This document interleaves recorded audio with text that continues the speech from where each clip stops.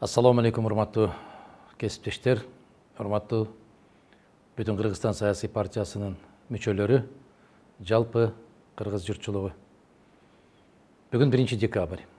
1 декабрь биздин Бүтүн Кыргызстан саясий партиясынын тарыхындагы туулган күнү.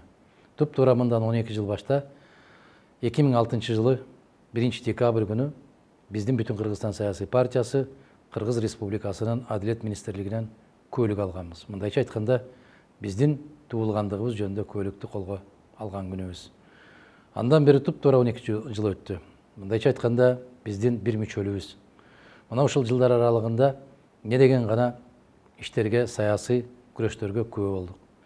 Биринчи кезекте мен ушул 12 жылдык менен Бүтүн Кыргызстан саясий партиясынын мүчөлөрүн, күйөрмандарды, бүтүндөй мамлекетибиздин журтчулугун ушул күн менен кызуу куттуктап кетким келет. Биз алдыбызга эмне максат койгонбуз? Келечекте биздин гүлдөп өскөн мамлекетибизди курабыз. Биз ата-бабалардын каада салттарын, нарк насилдерин, тилин, дилин, рухун, касиеттүү жерин баарын сактайбыз деп убада бергенбиз. Ушул 12 жыл ичинде биз 2 жолку парламенттик шайлоого, 2 жолку президенттик шайлоого катыштык. Мына ушул саясий күрөштүн мезгилинде сиздер тарабынан аябагандай чоң колдоону сездим. Аны көрдүк. Баарыбыз аны туйдук. Айрыкча 2010 жылдагы парламенттик шайлоодо биздин жогорку кеңешке болгон мандатыбыз колубузга тиер мезгилде бийликтин кара санатайлыгы менен колубуздан алып койгондун билесиздер. Биз ошондо жаңжал чыгардыкпы? Жок. Эмне деген принципте калдык биз? Мамлекеттин бүтүндүгү, элибиздин тынчтыгы ар кандай жогорку кеңештин мандатынан бийик деп койдук. Бүгүнкү күндө 12 жыл өткөндөн кийин ушул тарыхты карап келген болсок, биздин чечимибиз абдан туура болгон. Андан кийинки президенттик шайлоодо дагы канчалаган добуштарды уурдатканына карабастан, Бүтүн Кыргызстанга добуш берем деп келген азаматтарды ар кандай шылтоолор менен шайлоо тилкелерине киргизбей койгонуна карабастан, биз жеңишке жетиштик. Моралдык жеңишке жетиштик. Мына ошол 2011 жылкы шайлоолордон не деген акмакчылыктарды жасагандардын баары бүгүнкү күндө кез келгенде менин көзүмдү карай албай, көздөрүндү ала качат, өздөрүн да ала качат.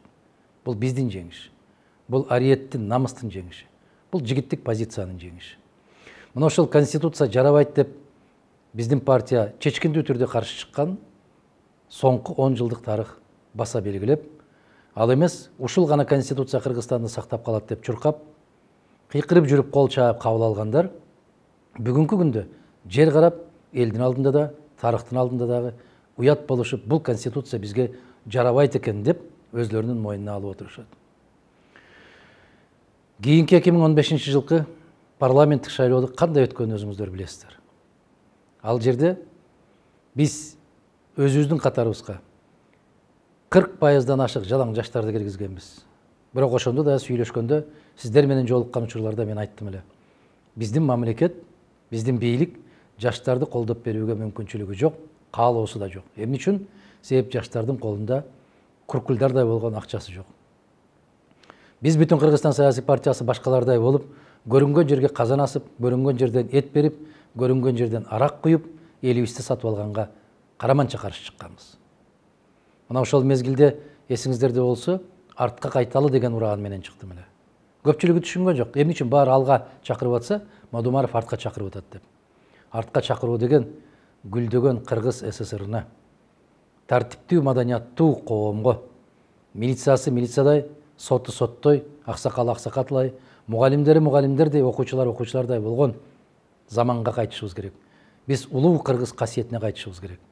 Биздин касиетибиз, биздин дүйнө таануу сезимибиз, биздин философиябыз таптакыр башка. Бүгүнкү күндө эмес. Бүгүн биз ара жолдо калган сыяктуубуз. Же тилибизден, же дилибизден, же мамлекетибизден бүгүнкү күндө пайда чыккан жок. Мындайча айтканда, биздин бараткан жолубуздун туура экендигин тарых дагы бир жолу бекемдеди. Бизди күнөөлөгөн учурлар болгон. Бардык партиялар прогрессивдүү болуп атат.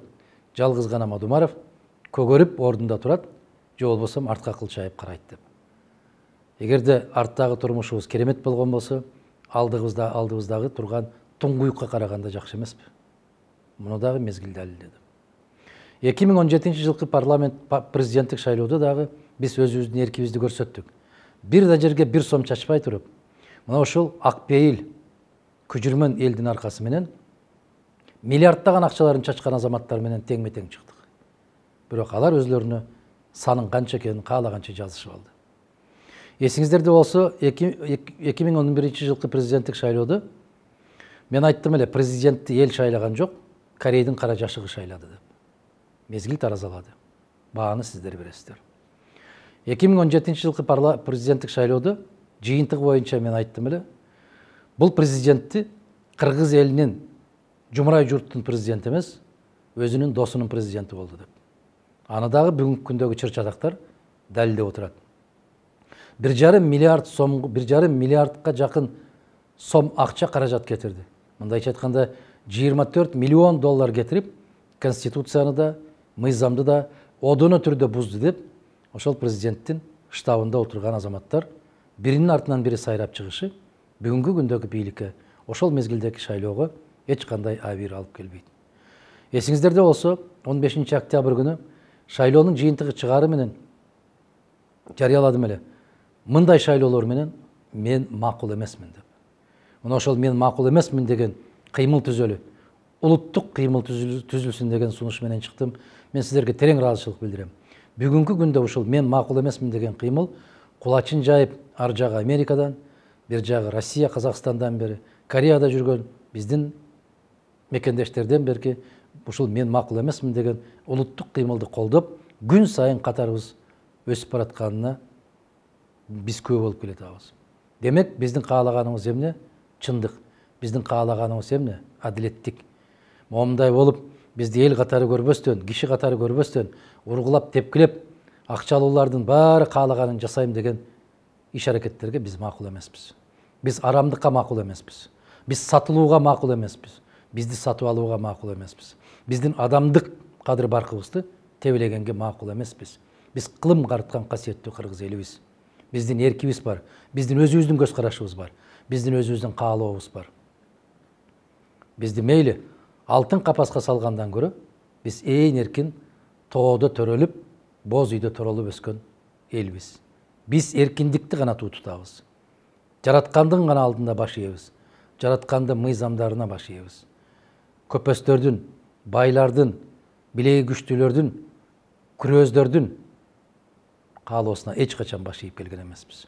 Мүмкүн убактылуу кандайдыр бир деңгээлде алсызыраак болуп калган чыгарбыз. Бирок келечек биздики. Келечек биздики деп айтканым себеби, башка саясий партиялар ыдырап бөлүнүп аткан мезгилде биздин арабыз аябай бекемдеп баратат. Биз күндөн күнгө көбөйүп баратабыз. Эгерде башында бир тамчы болуп баралган болсок, бүгүнкү күндө чалкайып жаткан көлбүз. Аны эч ким, эч качан, эч кандай акча менен, күч менен жеңе албайт. Биздин күрөш алдыда, биздин келечек алдыда, чындык ушундай чыркырап турганда, биздин мамлекетибиз ушундай бороондо калып үшүп турган мезгилде биз керекпиз. Бүтүн Кыргызстан саясий партиясы аба менен суудай керек. Мына ошол бүтүн Кыргызстанды күчүнө киргизип аткан мына сиздер. Дагы бир жолу сиздерди ушул бүгүнкү майрамыңыздар менен куттуктайм. Биздин партиябыздын катары өсө берсин. Жараткан ар кандай кырсыктардан өзү сактаган болсун. Калдайган калың элдин колдоосуна ээ болгон, үмүтүн актаган, ошолор барекелде деп батасын берип турган ак жолтой партия болушту бизге жараткан насип эткен болсун.